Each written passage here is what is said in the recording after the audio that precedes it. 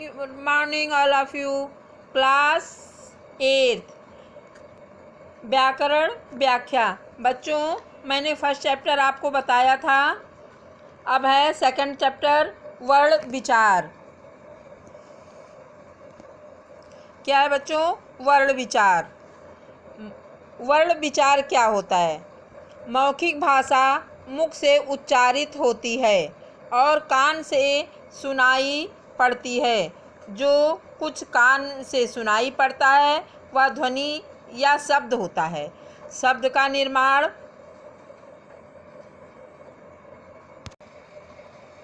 वह ध्वनि या शब्द होता है। शब्द का निर्माण ध्वनि से ही होता है बच्चों। ध्वनि भाषा की सबसे छोटी इकाई होती है।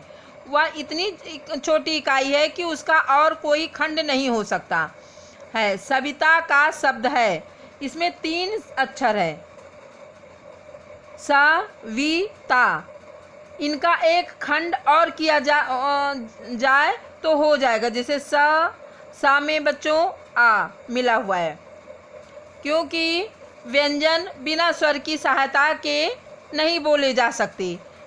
सा क्या है? व्यंजन है, और आ उसमें मिश्रित है। बिना स्वर के व्यंजन नहीं हो सकते। तो सा प्लस आ प्लस वा प्लस ई प्लस ता प्लस आ, सविता। इनके और खंड नहीं हो सकते। या ध्वनि या वर्ण है। ये क्या है बच्चों? वर्ण है। इसके और खंड नहीं हो सकते।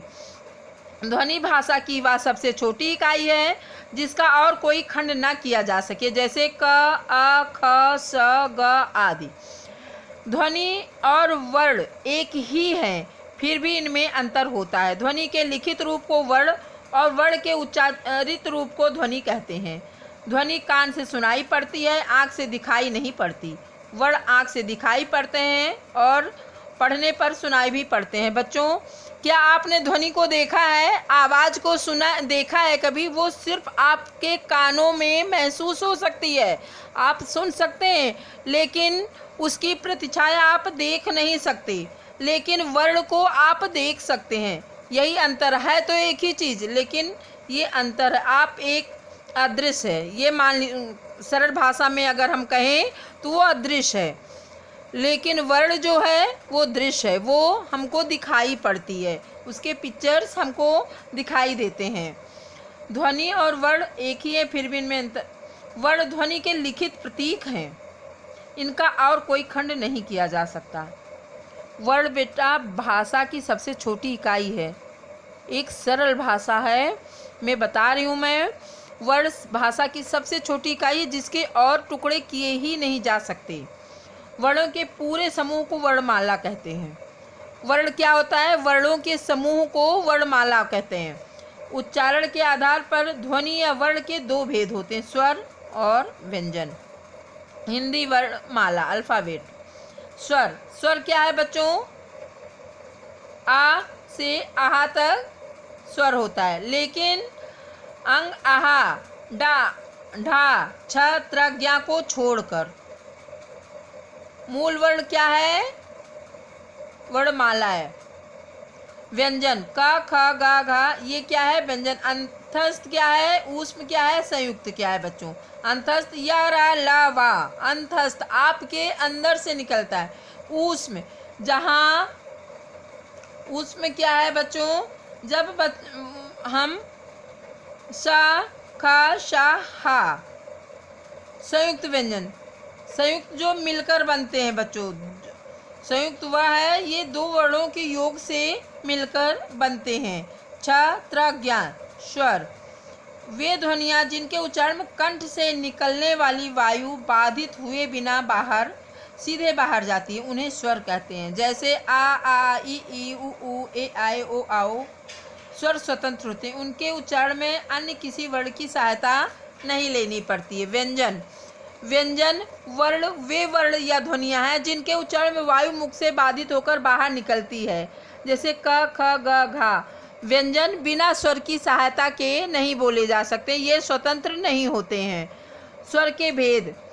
स्वर के 3 भेद होते हैं बच्चों, ह्रस्व स्वर, दीर्घ स्वर और प्लुप्त स्वर। अब ह्रस्व स्वर क्या है? 60 वोवेल्स जिसको बोलते हैं। हर्ष स्वर उन मूल स्वरों को कहते हैं जिनके उच्चारण में केवल एक मात्रा का समय लगता है। ये 4 हैं, जैसे अ ई उ री, आ ई उ ई। दीर्घ स्वर उन स्वरों को कहते हैं जो मूल स्वरों को उसी स्वर में मिलाने पर बनते, जैसे आ। अब आ क्या बन गया बच्चों? आ। ई बड़ी ई, छोटा ऊ और छोटा ऊ मिलकर क्या हुआ? बड़ा ऊ। ऐसे ये क्या हो गया? ये 7 हैं बच्चों। फिर भी सभी स्वर स्वतंत्र हैं। री का भी दीर्घ री होता है, किंतु हिंदी में इसका कोई प्रयोग नहीं होता है। री से बनने वाले सभी शब्द तत्सम शब्द हैं, जैसे ऋषि, ऋतु, ऋण, ऋग्वेद। इसको ध्यान रखिएगा बच्चों, री से बनने वाले सभी शब्द तत्सम शब्द होते हैं। अब प्लुप्त स्वर क्या होता है? लांगर वॉवल्स।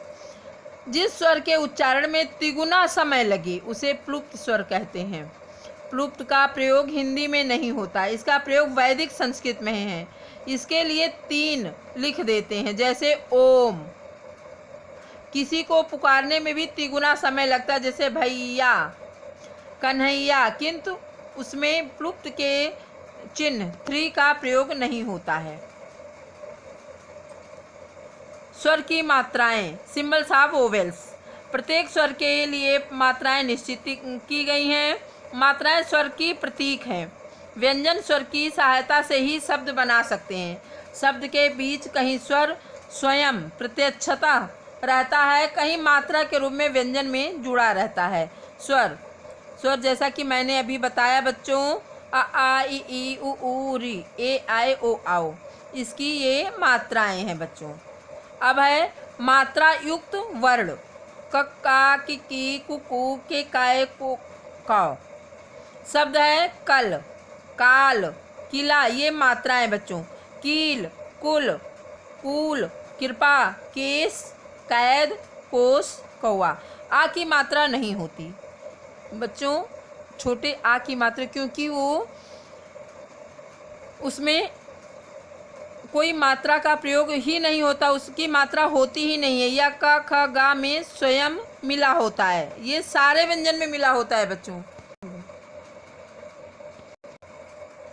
अयोगवा क्या होते हैं बच्चे? अंग और आहा को अयोगवा कहते हैं। ये स्वर और व्यंजन दोनों से अलग है। अनुस्वार क्या होता है? यह स्वर के बाद उच्चारित होता है। विसर्ग क्या होता है? विसर्ग भी स्वर के बाद आता है।